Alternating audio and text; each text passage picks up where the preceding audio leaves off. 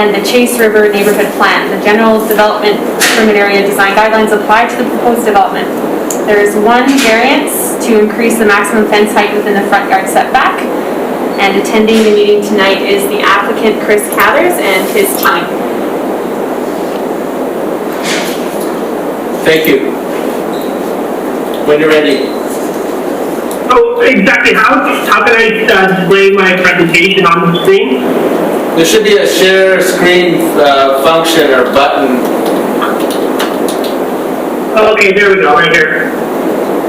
And yeah, respectfully through the chair, just so you know, this is live streamed, so whatever you share on your screen will be shared on the live stream. Okay, sure.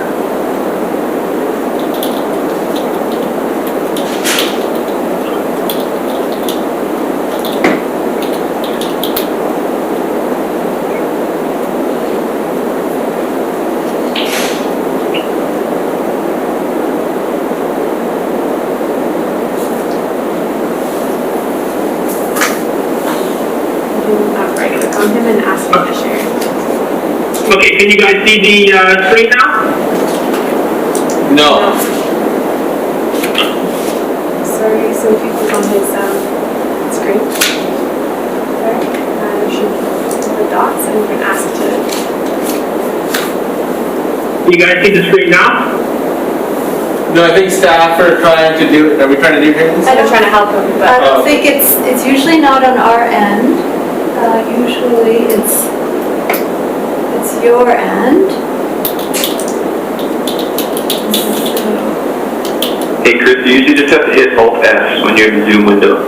Okay, here it is. I'm gonna get out of this. There you go. I think it's happening now. Okay, there we go. Okay. Good evening, everybody. My name is Chris Cathers, applicant for 1534 Extension Road. First of all, I'd like to recognize the traditional territory of the Suzaimo First Nation for allowing us to work, live, and play on this beautiful land. So my project is located at 1534 Extension Road. It recently underwent a rezoning from single family to multi-family to allow for up to 11-unit townhouse development. So the property is located in Chase River, and you'll note here the project, we called it Kulu Walton, which is Halkaminum for Chase River. And you'll see here this is where it's located along the E&N Railway, along Extension Road, across from McEwen. So it goes up the hill just after the train tracks.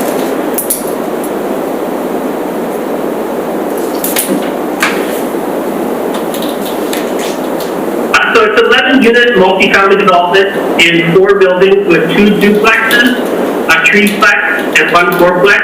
Each unit is roughly 150 meters square in size with 3 bedrooms, 2 bathrooms, and a single-car garage with up to 3 stories. Here's the site layout. You'll notice where the entrance is. This entrance is the top of the property.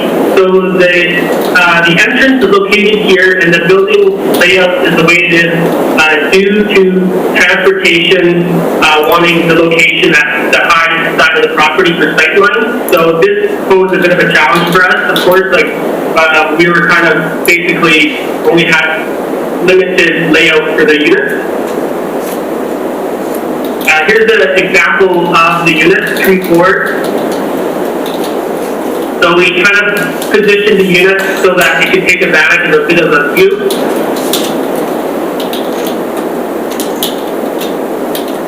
This slide here, you'll see the adjacent properties. You'll see looking down at the railways which border the property, across the street, and the houses that are north and south of the property.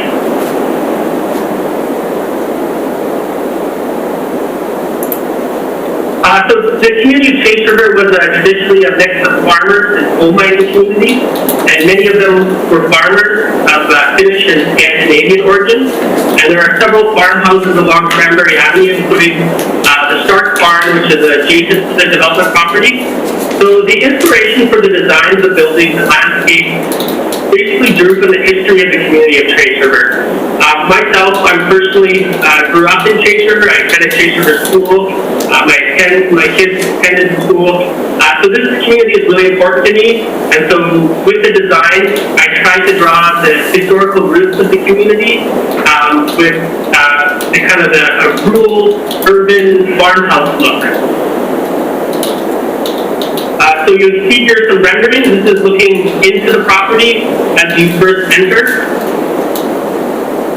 So you'll notice there's, the entrances kind of have like a mix of like cedar lap, and the siding is vertical vinyl with some party board panel and cone-based fascia board. And this is looking at the entrance of the property. Just a side note that the landscaping in these renderings aren't actually accurate, and Kate's going to speak to the landscaping near the end of the presentation. So there's the garage doors have kind of simulated wood look with black aluminum railing, tempered glass, and some exposed concrete.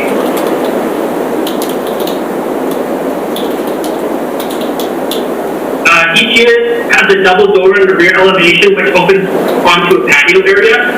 The rear elevations include balconies on the top floor and glazing on each story. Side elevations for each building have a single window on the top floor for privacy reasons, and horizontal foam cage trims to break up the vertical vinyl siding on each story. And there's a small utility closet on the side of the building on it too. And you'll just note here's a list of all the building exterior material, asphalt roofing, cone page fascia, aluminum gutters, vinyl windows, steel frames, vignettes, aluminum railings, tempered glass, cedar horizontal lap siding, insulated garage door, hardy door panel, and some exposed concrete. And so the idea with choosing these materials was that the target market for who's going to be living in these buildings are most likely going to be families, and these are kind of starter homes for young families. So the idea was, since we live in a pretty mild and damp climate, there's often a lot of maintenance, and so we thought that using these products was going to give us more of an ease of maintenance for families who are living in strata.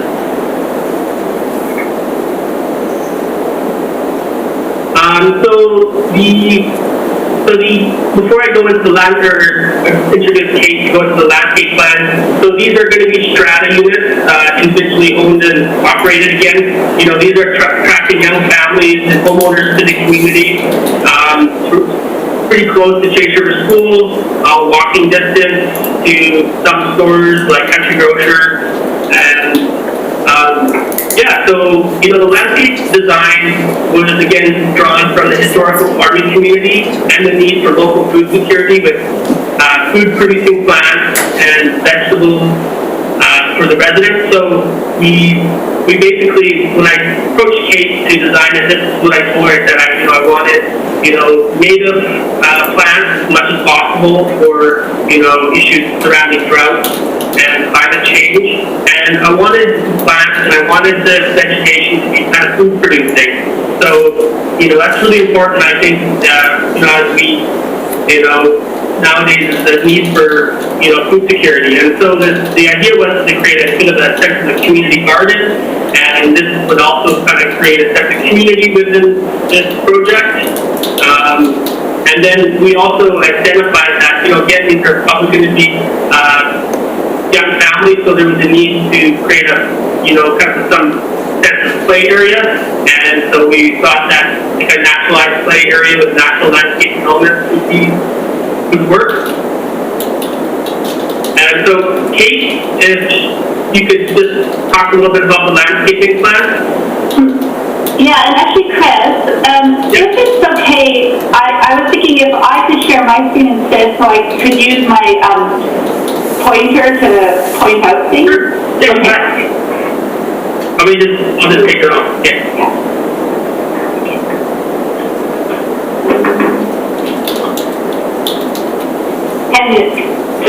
Can everyone see that? Yes. Yes, okay, thank you. Okay, so Chris introduced sort of what we were hoping to try to achieve with the landscape, and I'll just try to be as brief as I can. So our kind of overall concept was to elevate the relationship between the people, place, and planting in a functional urban ecosystem that helps create local communities. So as an expression of the local environment, the planting plan is structured around a foundation of indigenous species that form a shady coastal forest, and which is most of the property along the ENN Trail. An open meadow environment, which is primarily along the edge of Extension Road, which leads into vegetative swale for rainwater. We have two sites, one adjacent to going down Extension Road and one at the sort of southwest corner down here. And as Chris mentioned, our plan is to integrate fruit trees and food plants within the plantings, and as well, we've included a small community garden at the sort of north point, the lowest part of the property here. And so we're not only providing food for people, but also birds, insects, and all other species that we live with. In addition, I tried to include a few informal play elements integrated throughout the site. So the main pedestrian entrance is here, where my arrow is on Extension Road, with sort of a gateway and fence. I've put in a small fence along the property line to give a little bit more enclosure to the landscape, because we really don't have a lot of usable landscape space for children, and so we actually ended up putting a lot of the play in this swale going down towards the community garden, and that's just because of the accessibility of this site being so sloped, and the configuration of the building. That was the only really usable space I found for the residents along this edge moving down into the community garden. And so yes, we have the main entry here, leading in. I tried to put a couple benches here and there with pathways. So we have a bench near the entry. We have parking for bikes, visitor bike parking. Then another path that goes down into the community garden with a bench looking down the swale, the play swale, which has rocks and logs for play, and a little bridge at the end. Then we move into the community garden, which is enclosed with fence, has raised planting beds, benches, garden shed, or I'm finding that we need to accommodate for the garden tools and that kind of thing now as we're including community gardens. And I think that's about it. I'll just leave it at that, and then I'll be happy to. I'll just scroll, and you can see some of the precedents that were informing our design, and a little bit more. This wasn't included in your package, but I just sort of added these to give you a sense of the fence along the front yard, which would be only 1.2 meters high, a nice simple sort of vertical panel fence, and then a nice simple arbor kind of pedestrian entryway, so keeping with the simplicity of the architecture as well. And then this one down here is sort of giving you an idea of what the fencing around the community garden would look like. So just to give you a sense of the character that we're trying to achieve. Okay, I'll leave it at that. And I'll stop sharing for now.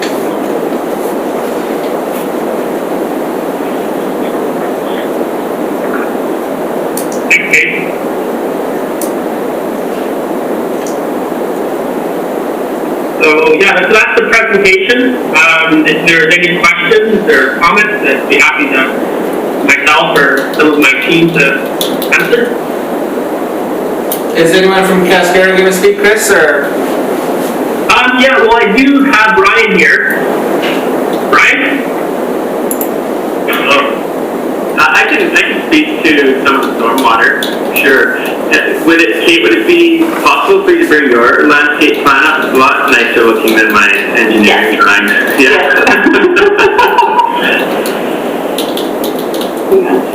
Yeah.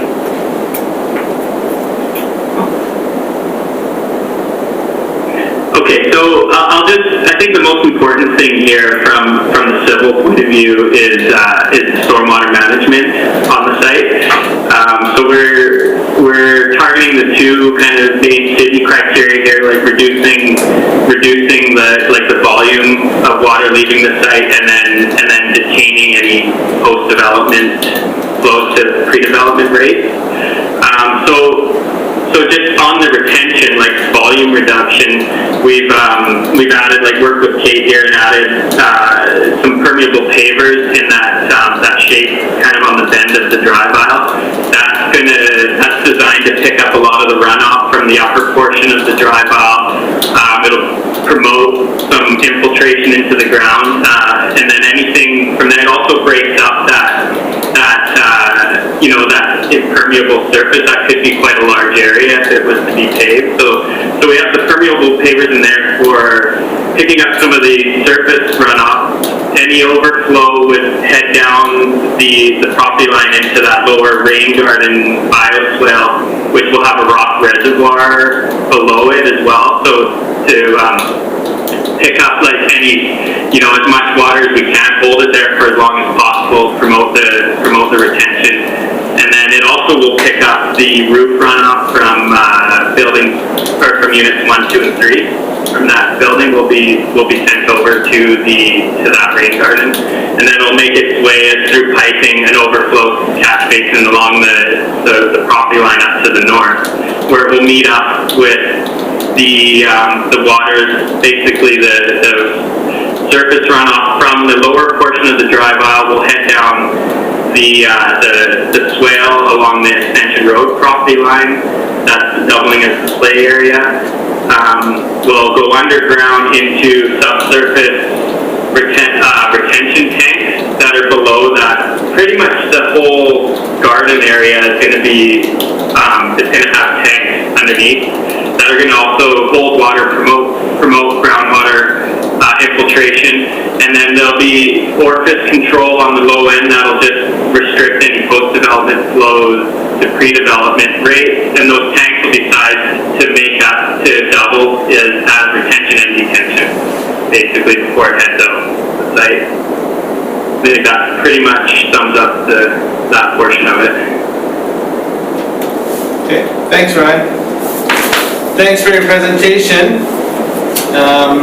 There's just a few comments from staff that I'll just touch on before I ask the panel. Is there some garbage in each unit? Or is there going to be an actual... Yeah, there'll be there'll be private garbage collection, and then there'll be containers that they'll have will be like rolled up containers, like similar to the city has, and they'll just be stored inside the garage. Okay. Staff also asked, did you guys consider rotating building 4? Jeff, do you want to comment on that?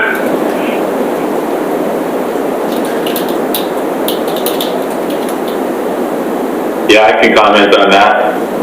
In fact, originally we had different buildings in that spot, and the slope was the biggest challenge. Ryan was involved too, and he'll remember that we had to really reorient those buildings in that spot, and that's actually how we ended up with one typical in the site. We didn't originally have that, and so we did go to great lengths, and I would say it's almost not possible to have anything else there. Ryan, would you agree or disagree? Yeah. So the original layout had the garage doors facing more into the site as the drive out comes around the corner and heads down. But just the way the topography of the site was, and starting the drive aisle on the high end, like you're having to like transition like at acceptable rates because the fire truck has to get down there. But by the time you get around the corner, we're at 9-10%, and there's just the driveways into the garage would just be an issue on such a steep drive out, like a short driveway. It ended up, we looked at it, looked like you'd be bottoming vehicles, and typical cars wouldn't be able to get in there. For safety, that led us to that rotation. Could I ask us to see one of the site plans again, just so that I make sure I'm clear on building 4 that you're talking about, please? So maybe Chris, do you want to put that site plan up?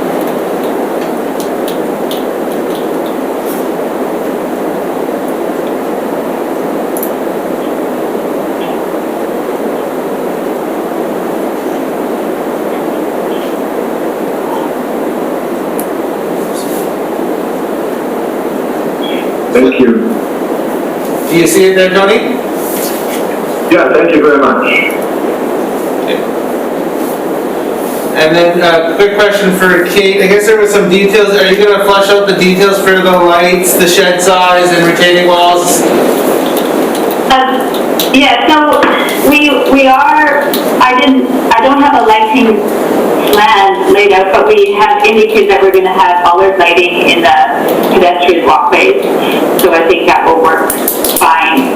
And the retaining walls, the height of the retaining walls are indicated on the civil engineer plan, and we are going to have to we're going to try to not have that variance on the front retaining wall along Extension Road, so we're going to try to work with the city, see what we can do with shifting that wall to reduce it from just for a little bit of it, it's 1.6 meters, but we would like to reduce it to the 1.2 meter.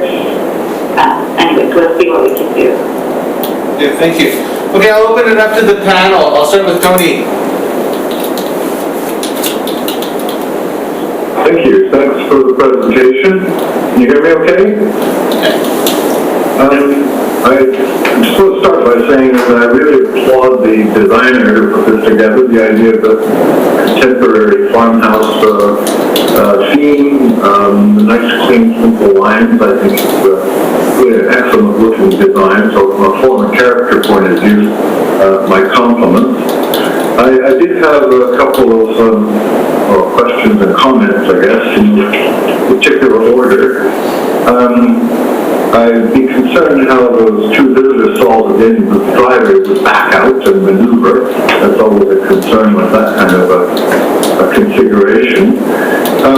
My question, however, is to do with the roof valleys. It didn't show on any of the drawings whether you're going to be building crickets in the valleys or whether you have some humongous gutter rainwater collection proposed or something. Could somebody comment on how you're dealing with those valleys?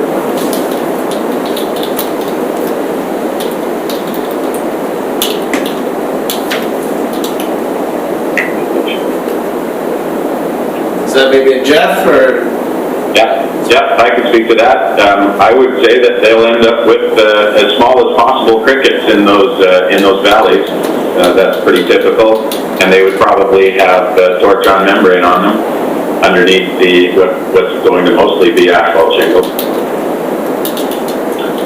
Okay, I mean, that's the standard way to do it. Just didn't show anything like that on the drawing, so I was curious. I mean, it is an opportunity to do some rainwater collection and, deal with it in that fashion. That's up to you. It just wasn't clear on the drawing.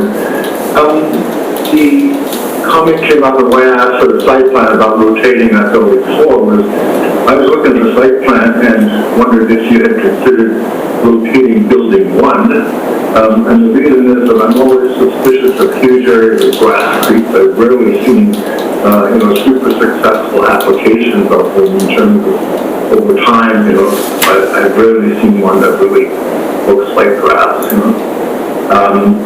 if you were to rotate that such that the driveways came directly off the main driveway, so that's the entrance of the garages came off the main driveway that you have, you could eliminate a lot of that area that's shown as grass creeks and end up with a lot more green space down in that, I think, southeastern corner. Is that a configuration you looked at and rejected for a reason that's not apparent to me? Well, I think the main thing was this property is goes on a slope on a hill, and on the top of the hill is also a corner. So, like, you know, if I can show you, here, one second.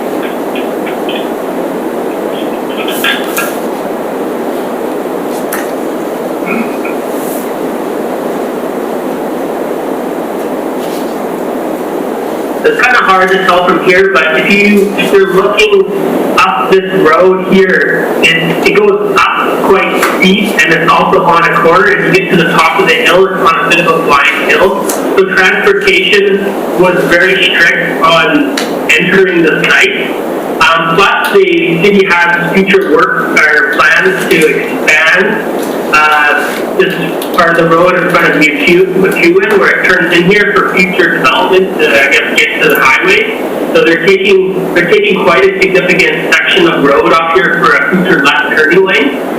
So the issue was is for sightline purposes, we had to turn at the top of the property into the property.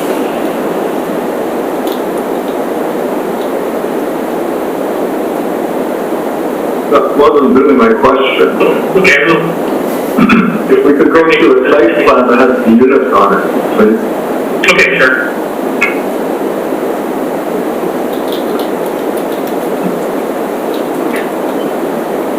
That'll do. I'm looking at building 1, and my question is, did you consider in your site planning exercise cranking that around to put it basically on that grass creek area with its entrances coming directly off your internal driveway to building 1, which would then basically transfer that grass creek square footage into the right-hand corner and double the amount of green space there. Is that clear?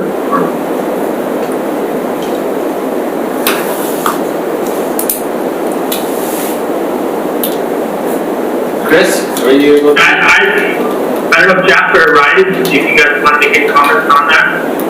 No? Well, I'm not sure. The site plan was created quite a long time before we came on to the project. So I'm not sure what happened to get to that stage. Yeah. All I can say is that I think it's actually a pretty good idea. That's all I can say. Do you want to make a recommendation then, Tony, or or what are your thoughts? Well, I don't know. I mean, it just occurred to me, and I guess I'm just the first member to comment here, so I'd like to wait until others have looked at it or commented to see whether it's Sure. something that we want to put in as part of a motion. Okay. Fair enough. Perhaps it may look like there's room for those units, but when you turn them, there may not be that much room for them. That's the question we would have to ask them. Yeah, you probably have to shuffle the rest of the buildings up a little bit to accommodate them. I appreciate that, but I don't know. I'm just asking the question. Yeah. If I could speak to that, my name is Sean Davis.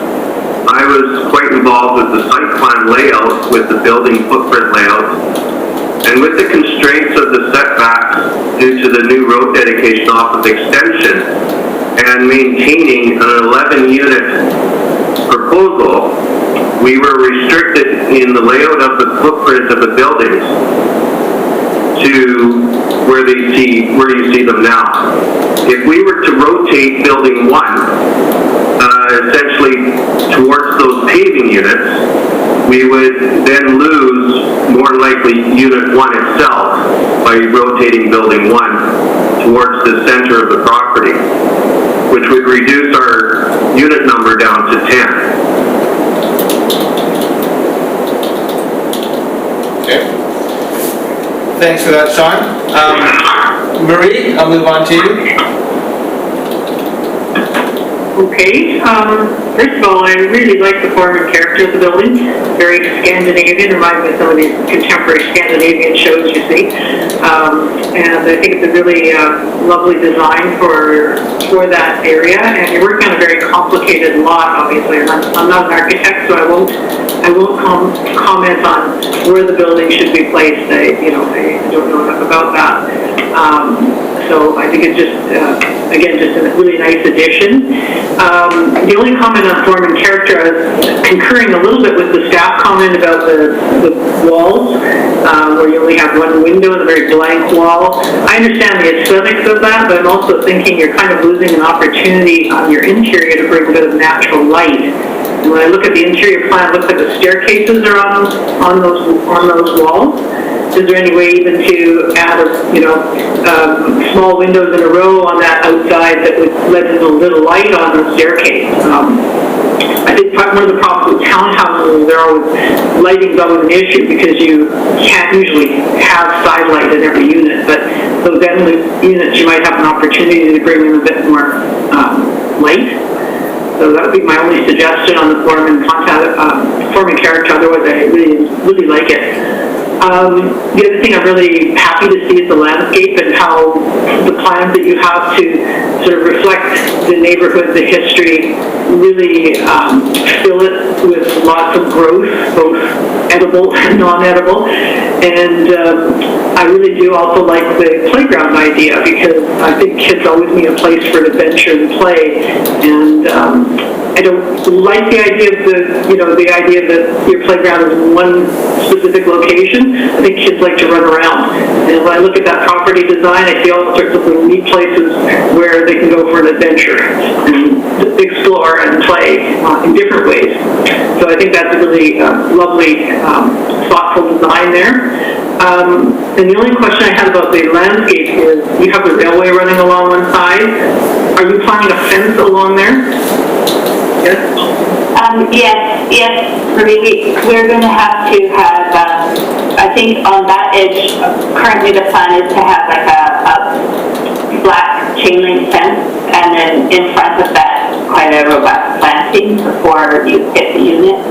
Yeah, okay, because I know the railway is still active once in a while, and kids running around, I can see them playing on these record tracks. Yeah, and actually that space will probably not be that accessible because of the grading of the site. So yeah. Yeah. Anyway, good work. Thanks very much for your presentation. Thanks, Marie. Charles?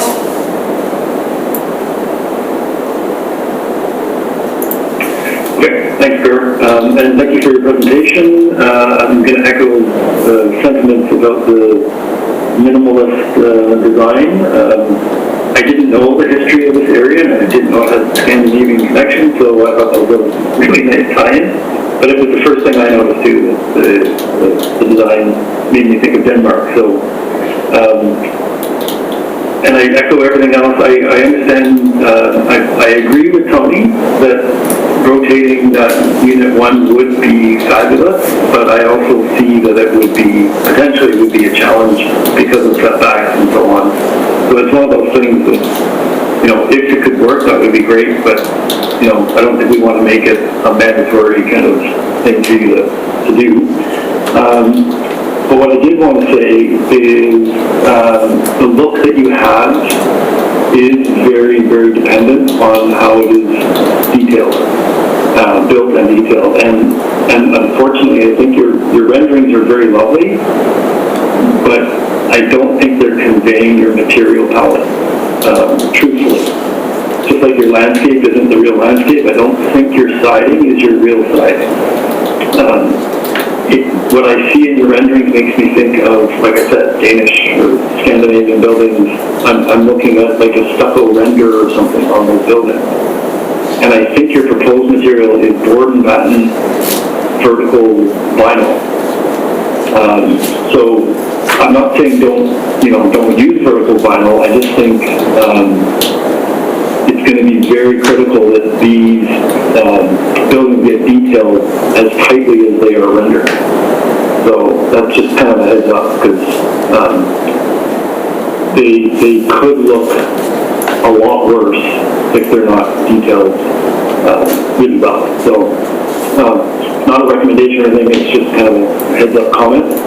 Otherwise, and yeah, landscape, I think the landscape's great. I was going to ask about the building 4 rotation as well, but I understand the grading, and I was also going to ask about the pedestrian entrance and why it was located where it was, but now I totally understand, so it's all good.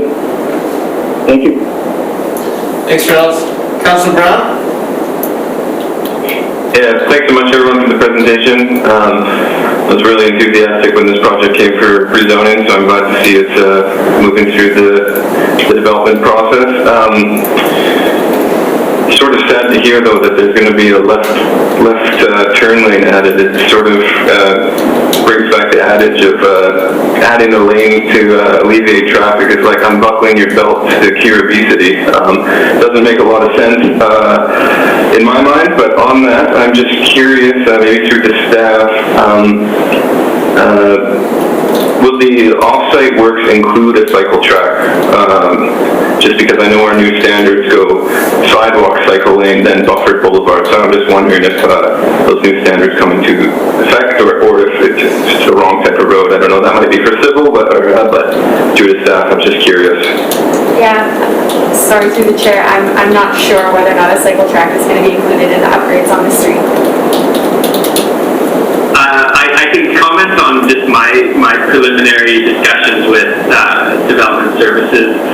The offsite works that'll be completed with this project are going to leave like roughly a 5-meter wide flex space between the road and the sidewalk, and the sidewalk's pushed right up to the property line. I think it's a 2-foot offset from the property line. So the city does have a plan to ultimately come through here and do some work, which I'm not sure if it's going to be to the new complete street standard or not, but I know the class of road, like Extension Road, being, as busy as it is, the infrastructure there is rural, almost like a rural local, right? But it's definitely more of a, I wouldn't say arterial, but collector for sure. So there is a plan there, and we're leaving a space that's going to be landscaped temporarily with this project, that one day the city might come back and do some capital works in there. Perfect, yeah, thanks. Definitely going to follow up on that one. The only other comment I had 2 comments is I think I understand, take your word on it with the grading with respect to building 4, but I do think some effort should be made at least on not just having a blank wall. I understand the orientation issue, but it is sort of, I think once it is built, it will be this prominent, it'll either look just like a completely flat wall, almost like a fence, or it could be some design work could be to sort of break away from that. And I love Tony's suggestion about building number 1, so I think it's worth exploring and to see if that is possible. Other than that, I think the reorienting would open up another wonderful space that could be landscaped, possibly a more defined play area.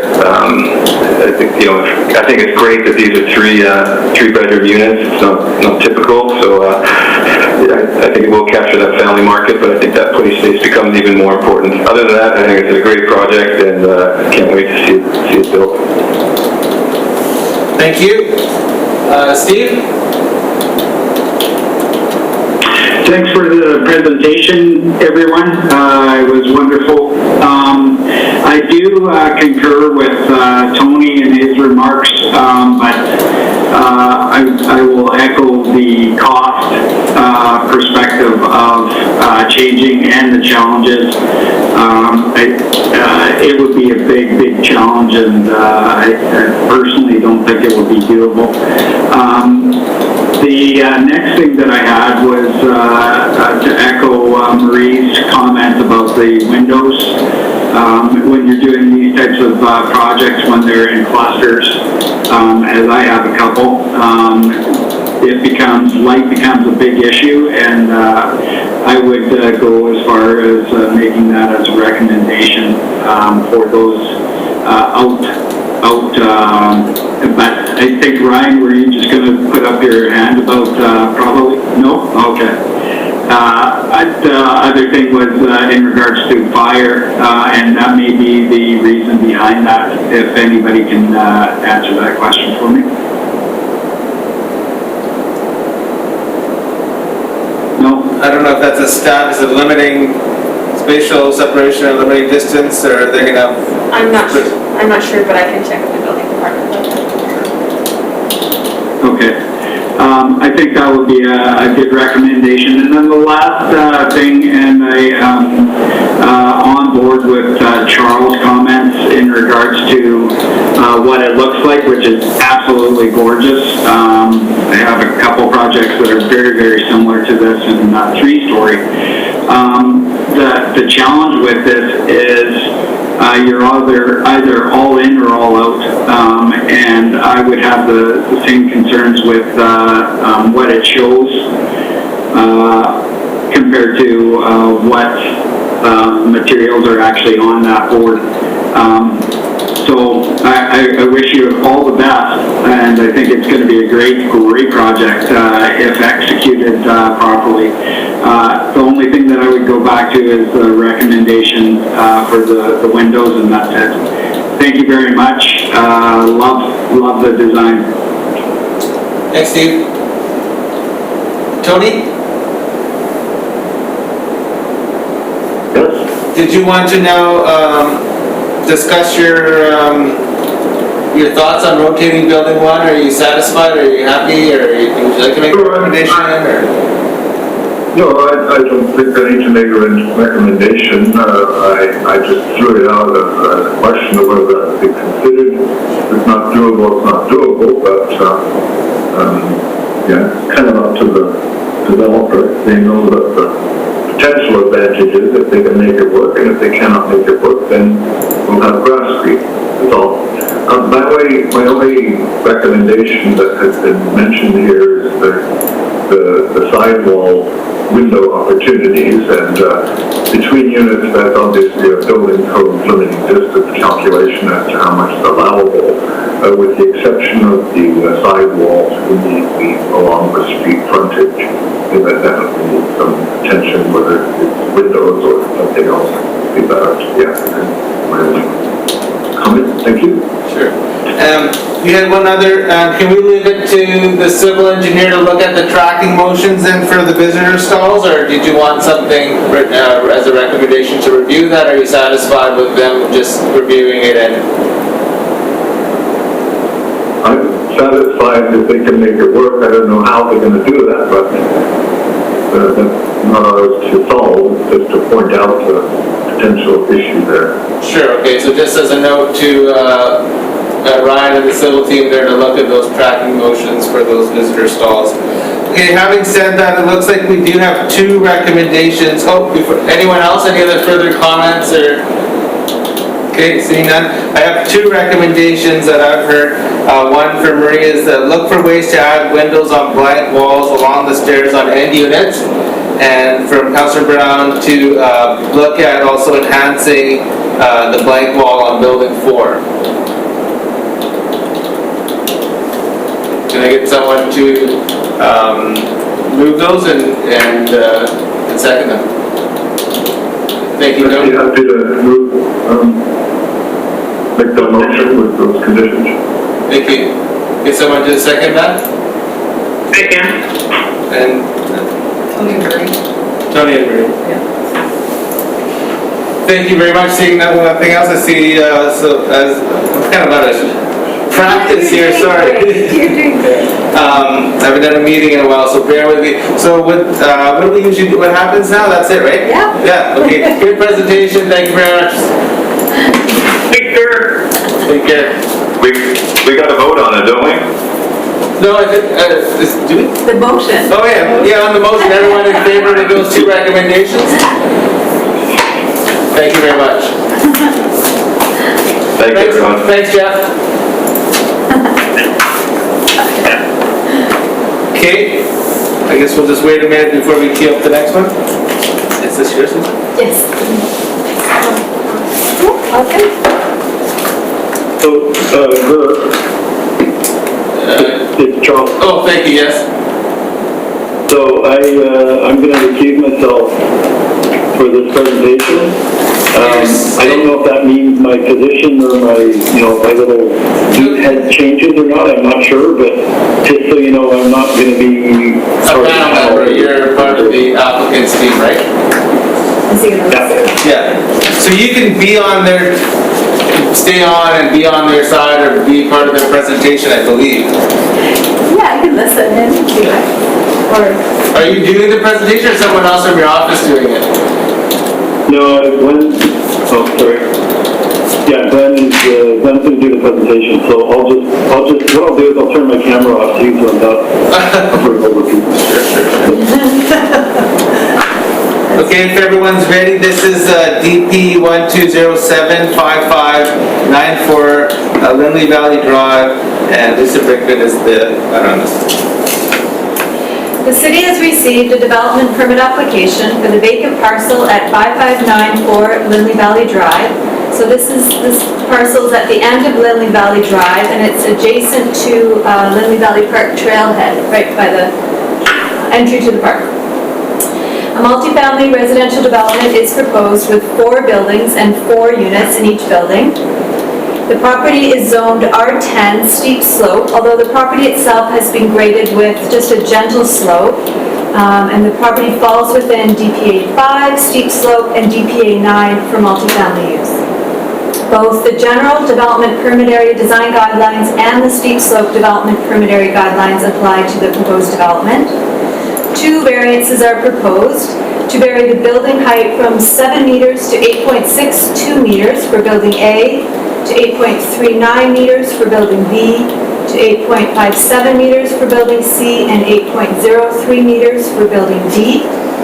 Also, a rear yard setback variance is proposed for building D from 7.5 meters to 5.9 meters. Thank you very much. Glenn? Hi there, everyone. Thanks for the opportunity to present this project this evening.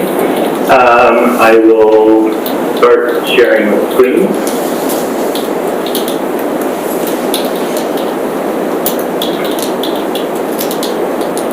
Everybody can see what I'm looking at? Yes. Great. Okay, so as Lisa introduced, this project effectively finishes the street at Lindley Valley Drive. There are 2 other multifamily projects that we've been working with the same developer on, both of which have been quite successful in our opinion. And this is the 3rd and the last property located right at the end of Lindley Valley Drive. As Lisa mentioned, it's an R10 zone, so we're dealing with a steep slope.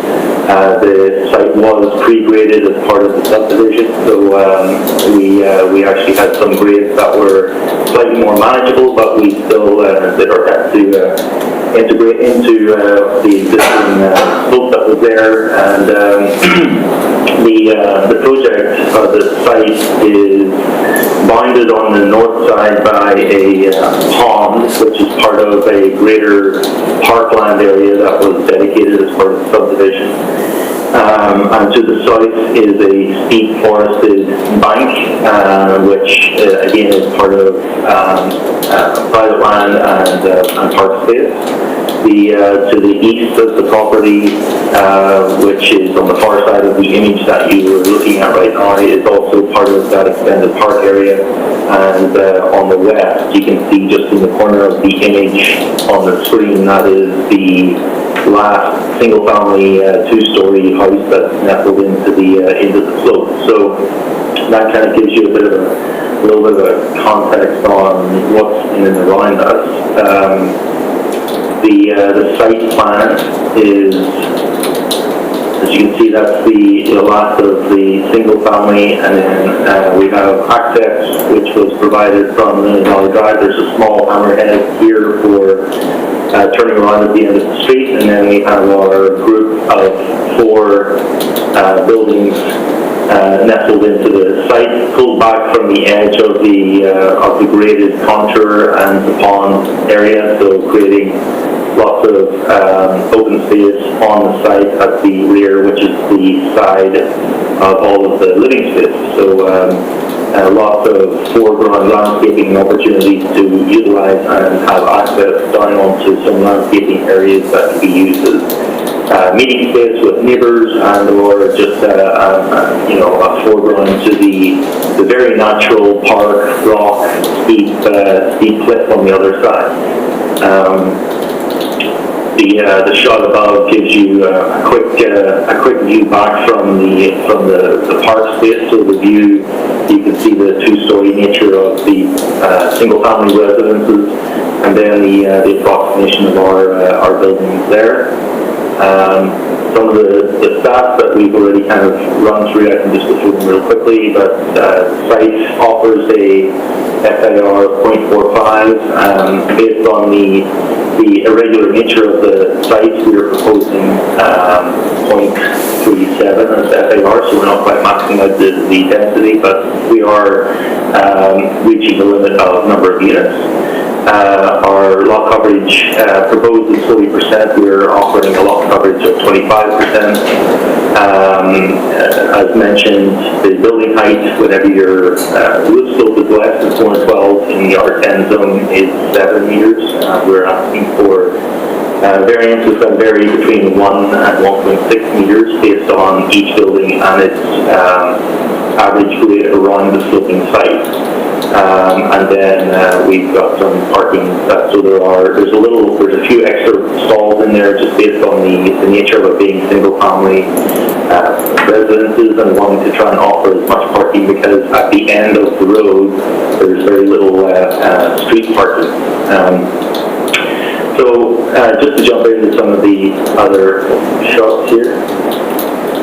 This is a sort of a broad overview of the buildings. This is the end of Lindley Valley Drive. This is our access driveway, which is pretty similar to the single-family one.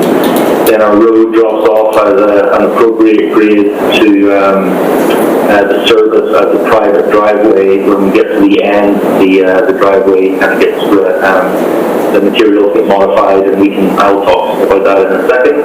This is the general view of the address or the frontage of the development. So this building number 1, we've extended roof overhangs and identified the front doors and created a mapping that we believe creates some visual interest and some articulation of materials and the form and character. The overall form and character of the buildings, each fourplex has 4 units in it, 2 stacked on top of each other, and those buildings split vertically to follow the grade down the hill, and they also split laterally in order to create that sort of individuality of each of the blocks as a sort of a single-family entity. So the idea is to kind of keep a massing that's consistent with the single-family residents in the neighborhood, but also realizing that there are other larger, more dense projects within the street, and we're also acknowledging that density, that range of density, offers variation, which is sort of encouraged, and affordability, and a sort of overall a kind of a livable neighborhood as part of the greater Lindley Valley neighborhood. We've got some streetscapes here that shows, this is a kind of a cross-section through the driveway. So you can sort of see the form and character of each building is sort of similar, but each side of the building is sort of treated slightly different in order to kind of play with the massing, celebrate a little bit of variance in the form of character, and where we've been able to create outdoor spaces, we've provided extended roof overhangs to provide weather protection for the staircases going up to the second floor. As you can see here, this is a projected overhang, and sort of generally kind of responding to the opportunities as we sited the building in relationship to the slope and the grade that we had to work with. I've created a couple of vignettes that just give you a bit more of an overview. So, four buildings coming down the hill. We've got single car garages for some of the units, parking pads for the units above that don't have access to a garage. And then the private driveway in the middle is a turnaround area that has been designed for fire truck access, so we can talk about that a little bit. But looking at that entryway, you can see sort of how our form and character and the massing of the building has sort of created an articulation that we feel responds well to the two-story nature of single-family houses, but at the same time creates a unique and something different as part of that overall neighborhood look and feel. Just going down the buildings, going down the private driveway, this building too, you can see we have a variation in material color. So the palette of each building changes in addition to the undulation of front doors, overhangs, large overhangs over the other doors. So basically trying to identify everybody's front door, celebrating some variation in color palette and materials as we jump down the building. A view back from the pond illustrates each building with this sort of space in between. And then another view sort of looking from the pre-grade site that we were working with, and this is the sort of foreground over the pond, which is we've had an opportunity to landscape appropriately. Real quick overview of kind of the building floor plan to give you some orientation as to some of the reasons why we did things. So front doors on the upper unit are off of a large deck which has a roof overhang. The living spaces all look out towards the nature on the north with accessible covered balconies for outdoor space. On the lower floor, you can see that unit changes slightly with a single car garage.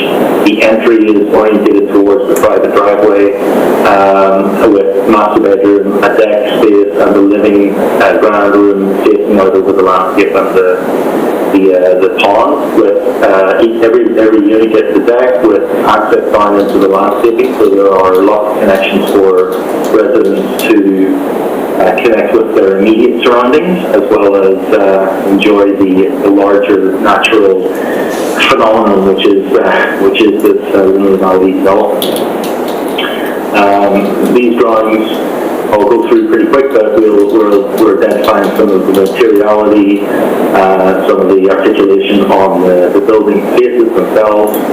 I'll jump to this one because it sort of illustrates the material. So there's two color variations per building, and they're illustrated here. So we have a range of party shingle, plank, and wood look material, the various colors, and then we've got the guardrails and material for the upper deck. So that's one of the material palettes based on one of the atypical buildings, and then the second one is a slight variation on that, where we've taken we found areas where we could identify changing colors around the entryway, and those materials, similar materials, but selecting different colors to kind of create that subtle variation in the plan.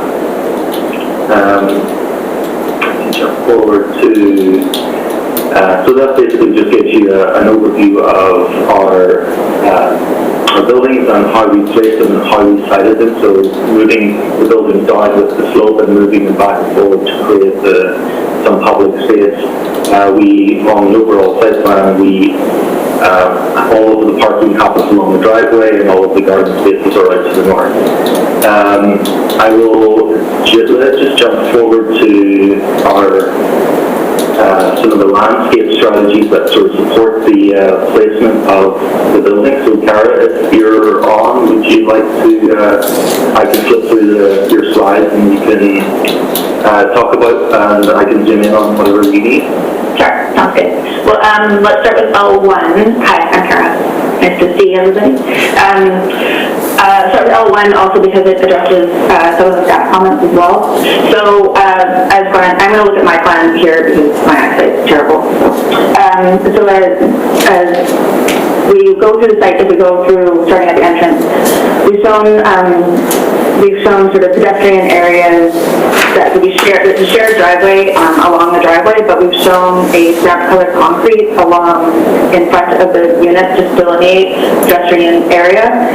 One of the staff comments was to extend that connection to the trail at the end of the driveway that connects to the park, which I think is definitely, since it's a shared driveway already, I think we can probably just extend that paving down to that trail. We have also used grass belt paving in the offshoot parking areas that are, I guess, they're visitor parking on the south side of the project. And we also accommodated the fire truck turnaround by adding more of the stamped concrete paving just to sort of differentiate it as a not driveway area. The fire truck turnaround is in between building B and C there. We've included a couple of bike racks along the property line, a couple of bollard lights just to sort of, so you can see your bike and see the parking areas, basically what they're intended to light up. There's a 4-foot fence along the south property line as well, which is part of the requirements for the zoning bylaw adjacent to the park. We've shown the stamped concrete also to identify the entrances to each unit, and we've used crushed gravel as maintenance and exterior access to the rear yard between the buildings. We've used there's a wall on the, I'm kind of all over the place, I'm sorry.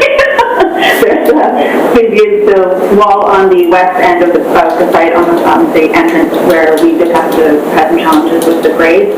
There was a comment about it being a block wall. It is actually identified as a block wall on L1, and the style is to match the patios that are associated with the unit. Another comment from the city was to identify the fencing. So right now there's existing black metal picket fencing. You can see identified in the northwest corner as well as the northeast, along the northeast, where the slopes are basically it's on top of the stacked rock wall. So those are intended to remain. We would extend that detail along the top of the block wall, obviously for safety, because it will fall down the wall. There's a wall that right against it. That's on the west side of the property. So we're just going to match that fence detail at the top of that wall. And the fence has a gap in it where in the middle of that rear slope, the slope there is basically 2-to-1. So if we can, you'll see how that makes sense on the landscape plan. I think that's it for the site plan. So in the rear, you can see where it worked with the grade, where we didn't need railings around the rear deck. We called them out as patios instead, so that they wouldn't have to have railings, so they'll be a little bit closer to the ground. They will have a couple of stairs, but they're less than 2 feet above grade. So those details are indicated in the layout plan as precast concrete unit paving with block wall surround, and steps would be part of that same program. Okay, so that's the site planning. So if we go to the planting plan, the approach to the planting plan was essentially we needed the zoning bylaw. Obviously, we need the minimum landscape treatments around the perimeter of the site. So we've used that in an effort to make up grade so we could provide lawn area and open space for basically behind the whole development. So that plant material is almost all native, and it's definitely intended to sort of borrow from the landscape beyond. So that would, once that grows in, I don't see it being a heavily manicured buffer. I think it would just be left to go natural and just sort of become part of the landscape beyond. And we've used just strategically placed coniferous trees, sort of smaller cultivars. They're native cultivars, but smaller cultivars along that edge, sort of between the buildings, so we're still going to retain the views out to, I know it's Rockville property, but it is really lovely out there. And 50% of the species on the plan are coniferous, which is part of the North Nanaimo requirement, I believe. And then we used some more ornamental planting up in the front of the unit, that's foundation planting, and between all the sort of driveways and walkways up front. There was there was one comment from the city to create an outdoor seating area for visiting. I think if the client would entertain it, we probably could fit a small area at the very east end of the site next to that last set of parking stalls, if that is deemed something we'd like to do. And other than that, the details for the fencing and the screens between the units are on sheet L3, as well as the list of plans. I think that was it. Jordan, do you want me to pull up your civil stuff, or do you want to speak to some of the stormwater management strategies through the landscape plan or our site plan? Yeah, if you wanted to, you can pull up the landscape plan or escape 3. Yeah, this one works here. So we're looking to use 3 approaches to meet the stormwater requirements for the site. First one being self-contained landscape areas. We look to basically meet the retention requirements for any rainfall that would land on self-contained areas. And then the second approach we look to use is absorbent landscaping, basically designed to meet the retention requirements for anything that lands on it, as well as being directed to it. In this case, we're looking to direct approximately 50% of the rainwater landing on the roofs to an absorbent landscaping area in the back there on the north side. And then the third approach would be an infiltration trench along the south, in the drive aisle there along the southeast corner. And with that, we've had a preliminary geotechnical site review in September, and they have indicated that the rock rubble fill that was originally used when the site was developed is conducive to infiltration as well in that area, so we don't anticipate any problems with retention, detention issues there. And then on the outlet end, we would look to just add a flow control T if necessary to meet the retention requirements, and detention limiting the post-development flows to that specified pre-development grades. Okay, so I'd like to just open it up for some questions. One comment that I know that there was that comment I just skipped over was to identify the location of the 3 accessible parking spaces on the site plan. And to kind of respond to that, we're hoping that we can increase the curb edge out to the fence for guest parking number 1 and number 2, and also number 3, in order to provide accessible size parking stalls on the development. And then, as Cara mentioned, responding to the comment of maintaining the wayfinding patterned pedestrian appropriation of the drive aisle, we would like to sort of curve that around and follow that down in front of these parking pads to join this trail at the end as part of the response from staff's comments. So just wanted to sort of point out that we're going to try and make those things happen as part of the response. So over to the panel for some questions. Thanks, Len. Thanks for answering those staff questions. There was the one about storage or garbage for each of the units. Did you have a chance to consider that?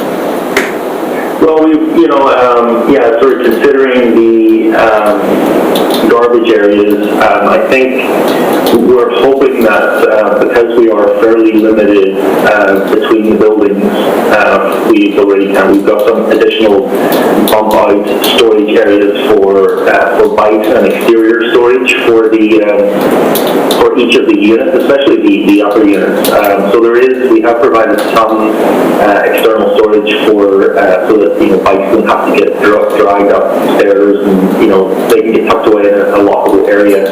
We're hoping that the garbage, like most of the residential units in the street, that they're city collection bins or the collection bins that will be used on this property would be stored in the garage, and we may have to make some a gated area for the garbage bins for the upper units.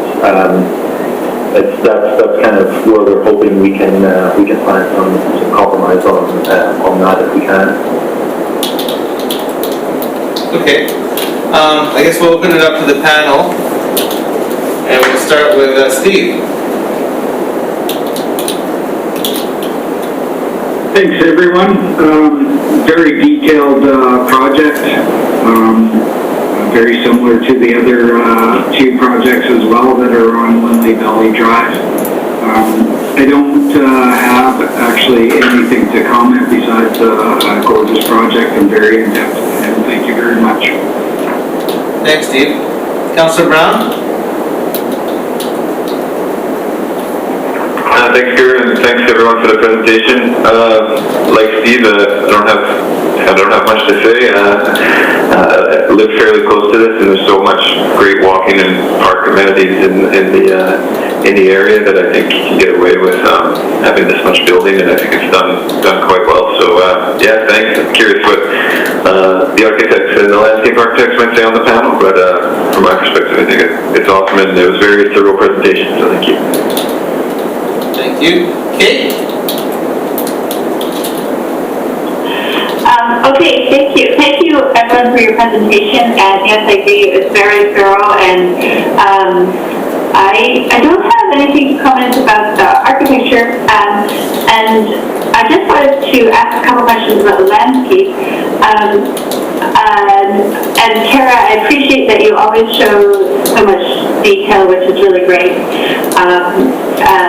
But I would love to see more trees, and I know you commented on the views out to the broader landscape, but I'm even thinking just at where you have suggested you're going to connect to an existing path at the is that east-south corner?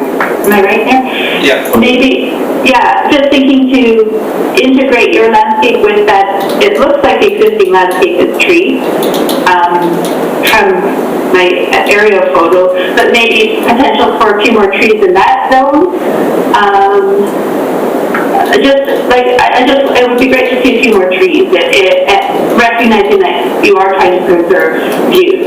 But I think that end is a perfect place for it, because it is essentially going to be a blank wall. So yeah, we can stuff them in there for sure. Yeah, and then I think it would transition to the next, the existing landscape better. Yeah, that would be great. Yeah, and that's my only comment. And I appreciate that you have put the thought into using the indigenous plant palette and contemplating it to be low maintenance and just sort of natural on that edge, and I think that's a great way to do it. And I would also, I'd like to encourage you to look at to find space for people to sit outside. I think, especially in our current condition here under a pandemic, we think that that's more important. And maybe that's a little zone over there that you can kind of create in the trees somewhere to sit. And I would encourage you to do that as well. So I just say that.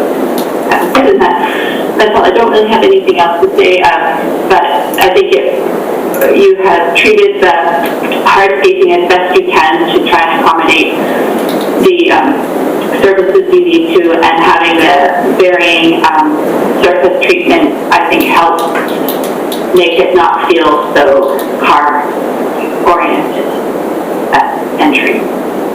That makes sense. Anyway, yes, thank you. Yes, thank you. Thanks. Thanks, Kate.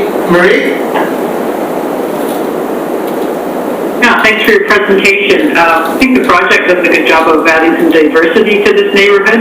It's just predominantly single family, so it's good to see some different sorts of housing in the area. And I don't mind the form and character. I'm not quite convinced it fits exactly with the neighborhood because you've got that sort of shed flat roof, but I think it still works as well. My one concern here is I see you've got the trail coming off your, what is called a private drive. You keep calling it a private drive.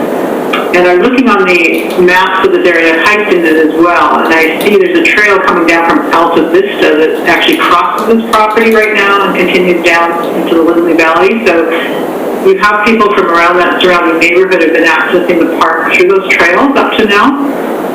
So I'm wondering if you realize, I'm not sure, maybe the city staff can answer this, are they putting in some other paths? Because otherwise I think you're going to have people from the neighborhood, for example, walking along that private drive to access Lindley Valley. Like, do you want the public neighbors, other neighbors entering that property there? There is there's a trailhead right next to the property, where you can see my hand here. Okay, right there. And, and there's access along this edge, and then there's the trail kind of veers off in two directions. It goes this way, and that's what this would be connecting into. And then from there, they head off into off the page on the right-hand side. So people walking here currently are sort of, traversing the crushed gravel pathway along here, and then joining the other paths that are being developed as the park kind of adjusts around the completion of the development. Okay, no, that helps. I was just wondering if there's other trails because if you take that away, you're going to have a problem with people that property all the time. That answers my question. Thank you. So it's great. Good to see it happening. And I don't have any suggestions for other changes. Thanks. Thanks, Marie. Tony? Thank you, yes. As to the form and character, I think this is a very nice contemporary design form. It may be a little more contemporary than some of the houses that are there, but I think its scale, massing, and so forth will really scale it down so that it's quite compatible with single-family house. And I think it would be a very good fit. It presents very well to the street as main entrance. So from that point of view, I think it's a very, very successful design. As to the variances, nobody's mentioned them yet on the panel, but it seems to me that they're quite acceptable. First of all, deriving from a very long, narrow, and sloping site, and the challenges with that, and also the fact that they have a lower density and a lower site coverage than is permitted under the zoning, if I understood that correctly. So I think the variances are quite supportable, and my compliments to the applicant. Just to speak to the variances, just by way of a sort of visual, when you look at each building as they come down the site, this little chamfered zone gives you an idea of how the variances kind of shift based on how we drop down on each of the buildings. So that's just an illustration of the form of the roof that's kind of we're asking for the variance on in order to create that unique look for the building. And then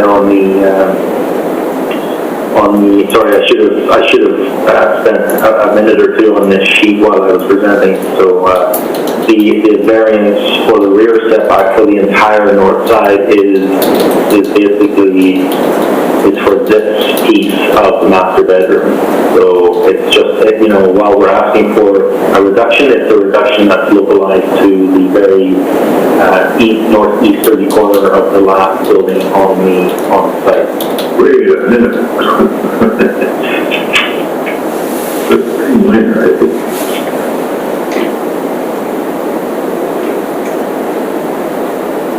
Thank you, Glenn. Thanks a lot, everyone.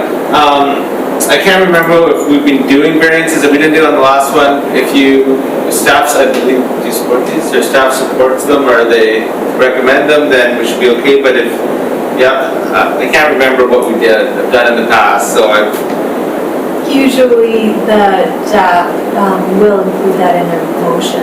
Okay. Should we, is there anyone on the panel that would like to discuss the variances that are at hand? Okay, having heard none, I'll consider that as support for the variances. So we have two recommendations as I heard them. One is to add trees in that southeast zone, or where you can, and also look to enhance the amenity space with support for the variances as proposed. So having said that, can I get someone to support those two motions with support for the variances? Thank you, Steve. Thank you, Councillor Brown, to second. All those in favor of the proposed motions and variances? Thank you very much. Great application. Thank you all. Okay, if everyone can stay on for a minute, if we could review the minutes from the last meeting before we conclude tonight's DAP, that would be great. Has everyone had a chance to review the minutes from the 22nd, I believe? The October 22nd? I didn't understand the calendar thing because we never did see it, and it was on our last agenda, but we never did what we're approving there. Okay, so the calendar had actually been added to the end of the agenda last meeting. Everybody had taken a look at it. There was really no discussion. However, it seemed to meet with the approval, so you were all accepting the fact that yes, that is the key date calendar for 2021. That's as much as they need, but we do need to have it adopted through the minutes. So if everyone's read and okay with the minutes from the 22nd. So the October 22nd. Oh, yes. And November 12th. And November 12th, sorry, thank you. Thank you very much. That concludes tonight's DAP presentation. Thanks, everyone. Aye. Be safe. Thanks for the two. See you again. Thank you. Thanks, everyone. Nice to see everyone. Yeah, we have one more, right? One more? No, that's it, right? No, I mean meeting this year. Oh, right, possibly. There might not be anything on the agenda at this moment. Okay. So it might be canceled, but stay tuned. Steve's mustache will be on the agenda. Oh yeah, I didn't even notice. Meeting, okay, well, with that, with meeting adjourned. Okay. Everybody want a close-up here? Bring it in, bring it in. Okay, good. Bye. Bye.